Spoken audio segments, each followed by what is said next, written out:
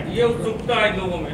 जी मैं जानती हूँ। मेरा ये आपसे आग्रह है, आपके लिए पीड़िता हेडलाइन होगी, वो किसी की बेटी है, उस बेटी का सम्मान करें। टीआरपी की कहीं ना कहीं प्रतिद्वंदी रहते हैं आपके, लेकिन उस बेटी का सम्मान करें, मैं आज यही आग्रह कर सकती हूँ। उसके साथ जो घटा, उस पे अपनी टीआरपी की रोटी ना सेकेंगे तो उस लड़की के साथ न्याय होगा, तब उसका सम्मान होगा। चाह रही होगी सरकार की, इतने घंटे मीडिया को परिजनों से दूर रखा, अब छोड़ा क्यों? देखिए, मेरा इतना मानना है कि जब ज़िले के अधिकारी कोई निर्णय लेते हैं प्रशासनिक, तो उसके ऊपर केंद्रीय मंत्री का टिप्पणी करना, क्योंकि मैं नहीं जानती उस जिला अधिकारी को। मेरा इतना कहना है कि आज इस वक्तव्य से पहले जब मैं आई और मैंने चैनल देखा तो वहाँ पर रिपोर्टर उपस्थित थे। भारतीय जनता पार्टी इस बात से संतोष लेती है कि भारत के इतिहास में किसान के सम्मान में प्रधानमंत्री जी ने किसान सम्मान निधि की जो घोषणा की, वो मात्र घोषणा तक सीमित नहीं रही, बल्कि 1.5-2 वर्ष के कार्यकाल में ही 10 करोड़ से ज़्यादा किसानों के बैंक के खाते में 90,000 करोड़ से ज़्यादा की राशि नरेंद्र मोदी जी की सरकार ने देश के किसानों को उपलब्ध कराई है। ये भी कहना उचित होगा कि जो आत्मनिर्भर भारत का पैकेज वित्त मंत्री जी ने घोषित किया, उसके अंतर्गत भी किसान और एग्रो के जो इंफ्रा प्रोजेक्ट्स हैं, उनके लिए भारत सरकार ने 1 लाख करोड़ से ज़्यादा की राशि सुनिश्चित कराई है। प्रधानमंत्री जी के करकमलों द्वारा स्वयं मत्स्य संपदा योजना के अंतर्गत 20,000 करोड़ रुपया राष्ट्र के इतिहास में पहली बार मत्स्य पालन के संदर्भ में भारत सरकार द्वारा प्रेषित की गई है। इसी प्रकार से चाहे वो सॉइल हेल्थ कार्ड का विषय हो अथवा देश के हर जिले में कृषि विज्ञान केंद्र की स्थापना हो, प्रधानमंत्री जी का संकल्प कि देश के किसान से ही देश की उन्नति संभव हो पाएगी, इस संकल्प को फलीभूत करने में संसद में और संसद से बाहर देश की जनता ने जो सहायता, जो सहयोग दिया, जो आशीर्वाद दिया, आज कृषि हित में उस आशीर्वाद के लिए मैं आभार व्यक्त करना चाहूँगी। अगला क्या होना चाहिए? देखिए, कल कांग्रेस पार्टी ने मेरे ऊपर एक विशेष टिप्पणी और ट्वीट किया कि संयुक्त राष्ट्र में मुझे अपने देश के खिलाफ बयान देना चाहिए था। मेरा ये मानना है कि जब अपने देश का मैं प्रतिनिधित्व संयुक्त राष्ट्र में करती हूँ तो उसमें एक मंत्री के नाते नहीं बल्कि एक भारतीय के नाते बोलती हूँ। कांग्रेस की ये दरकार है कि मैं राष्ट्र के खिलाफ संयुक्त राष्ट्र में बयान दूँ, लेकिन मेरे लिए ऐसी कल्पना भी राष्ट्रद्रोह से कम नहीं। जहाँ तक विपक्ष का मुझ पर बार बार निशाना साधना है, ये विपक्ष की अपनी जिम्मेदारी है, अपनी मर्यादा है। और जब अमेठी में मैंने कूच की थी तभी मुझे पता था कि जीवन भर मैं उनके निशाने पे रहूँगी, मुझे कोई आपत्ति नहीं है। हाथरस को लेकर आगे क्या? मोदी सरकार ने बच्चियों के साथ गैंगरेप की सज़ा को सज़ाए मौत करार दिलवाया। आप सब इसके साक्षी हैं। मोदी सरकार ने पॉक्सो के रूल्स को लेकर भी चाइल्ड पोर्नोग्राफी के संदर्भ में विशेष कानूनी व्यवस्थाएं खड़ी की।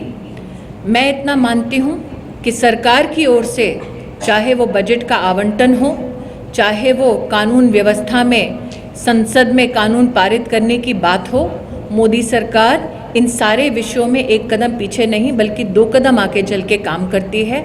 भैया, हाँ जी भाई साहब, एक सेकंड में। मुख्यमंत्री अशोक गहलोत का कहना है कि भाजपा जो हाथरस घटना से वहाँ की तुलना कर रही है वो गलत है।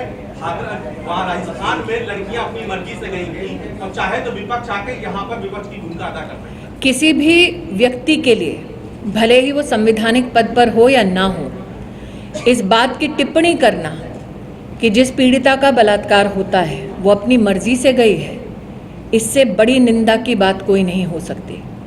मैं महिला मंत्री के साथ साथ उस विभाग की मंत्री हूँ जिसके अंतर्गत महिला आयोग आता है। महिला आयोग वर्तमान में 1300 एक्टिव केसेस को परस्यू कर रही है पूरे देश में।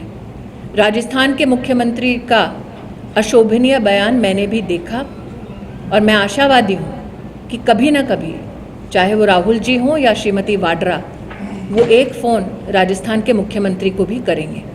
मेरा ये विश्वास है कि एक स्वतंत्र देश में संविधान की मर्यादा में हम सब अपने दायित्वों का निर्वाह करके, महिला हो, बच्ची हो या बच्चा हो, उनकी सुरक्षा को सुनिश्चित करने के लिए हमेशा प्रयत्नशील रहेंगे। मैं आज भी कह रही हूँ कि संवैधानिक पद पर रहकर मैंने न राजस्थान पर टिप्पणी की, न बंगाल में एक्टिव केसेस पे टिप्पणी की, ना ही किसी और प्रदेश के उस पर टिप्पणी की, लेकिन मुख्यमंत्री योगी आदित्यनाथ जी से निश्चित रूप से चर्चा की है और आश्वासन पाया है कि पूर्णतः न्याय होगा। और आज जो एक महिला पत्रकार ने पूछा कि क्या मात्र महिलाएं इस बात से कहीं ना कहीं क्रोधित हैं, मैं इस मंच पे जितने पुरुष भाजपा के कार्यकर्ता बैठे हैं उनकी ओर से भी आपसे ये कह सकती हूँ कि चाहे वो भाजपा का पुरुष कार्यकर्ता हो या देश का सामान्य पुरुष, हम सबका ये संकल्प और अभिलाषा है कि देश की महिलाएं सम्मानित हों और सुरक्षित रहें। सबसे पहले तो मैं आपसे कहना चाहूँगी, देश में आक्रोश अगर महिला उत्पीड़न पर होता है तो वो आक्रोश सिर्फ महिलाओं तक सीमित नहीं होता। देश में पुरुष भी उतना ही महिला सम्मान और महिला सुरक्षा के लिए संकल्पित होते हैं। जहाँ तक हाथरस की बात है, मैंने पहले भी इकोनॉमिक टाइम्स और दैनिक भास्कर में अपने वक्तव्य को कहा है, जो आज दोहराती हूँ। मैं महिला आयोग के जितनी भी गतिविधियाँ उसमें हस्तक्षेप संवैधानिक तौर पर नहीं करती, लेकिन महिला आयोग ने मुझे सूचित किया कि पहले दिन से ही ज़िला प्रशासन के साथ, प्रदेश की सरकार के साथ उन लोगों ने इस बात को सुनिश्चित करने का प्रयास किया कि पीड़िता को न्याय मिले। मैंने स्वयं मुख्यमंत्री जी से वार्ता की और देखा भी कि मुख्यमंत्री जी ने SIT का गठन किया है। मेरी जानकारी में आया है कि कल ही SP के खिलाफ उस ज़िले की कार्रवाई हुई है। मेरा ये मानना है कि SIT की रिपोर्ट आने के बाद आधिकारिक स्तर पर योगी जी उन सभी लोगों के खिलाफ कार्रवाई करेंगे जिन लोगों ने हस्तक्षेप किया अथवा जिनकी वजह से पीड़िता को संपूर्ण न्याय ना मिले, इस प्रकार की साजिश रची गई। एक सवाल बस, और दूसरा सवाल ये है कि लगातार रेप केसेस बढ़ते जा रहे हैं, सरकार इस पर और क्या करे? और दूसरा चीज, वहाँ मीडिया को जाने से प्रतिबंधित क्यों किया जा रहा है? मैंने आज जो चैनल देखा यहाँ आने से पहले, उसके अंतर्गत ये मुझे आभास हुआ है कि वहाँ पर मीडिया भी उपस्थित है। लेकिन साथ ही मेरा ये मानना है कि अगर आप सरकारी आंकड़ों की मुझसे अपेक्षा करते हैं तो 2-3 विषय आपकी अनुमति से आपके सम्मुख रखना चाहूँगी। निर्भया फंड का गठन हुआ था साल 2013 में, लेकिन तब की सरकार में एक भी रुपया प्रदेश सरकारों तक पहुंचाया नहीं गया महिला सुरक्षा की दृष्टि से।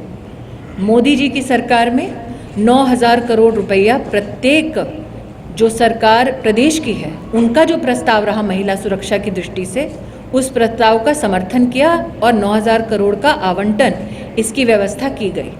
साथ ही पहली बार देश के इतिहास में हर पुलिस स्टेशन में महिला हेल्प डेस्क हो, उसकी रचना भी इसी सरकार ने, मोदी सरकार ने शुरू की।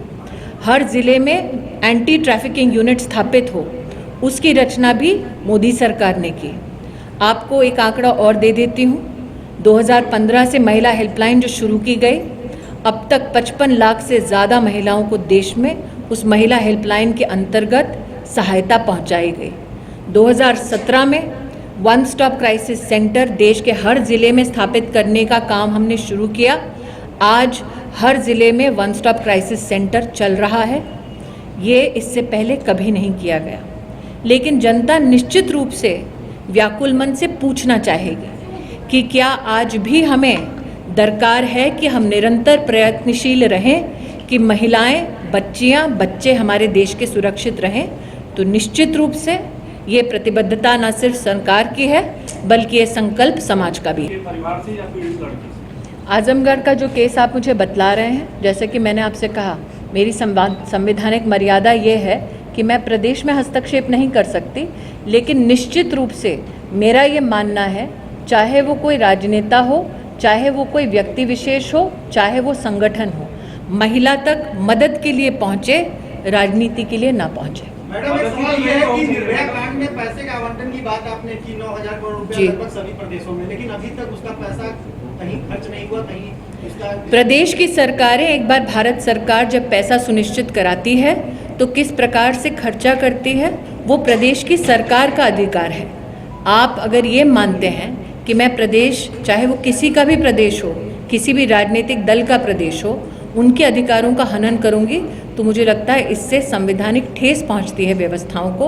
हमारी सरकार की प्रतिबद्धता जो थी कि निर्भया फंड के माध्यम से सभी प्रदेशों तक ये आवंटन किया जाए, उसको हमने सुनिश्चित किया है और हम बार बार प्रदेश की सरकारों के साथ समन्वय से आग्रह करते रहते हैं कि वो आवंटित जितनी भी राशि है उसका पूरा उपयोग करें। मैं इतना ही कहना चाहूँगी, एसआईटी गृह सचिव के अंतर्गत चल रही है।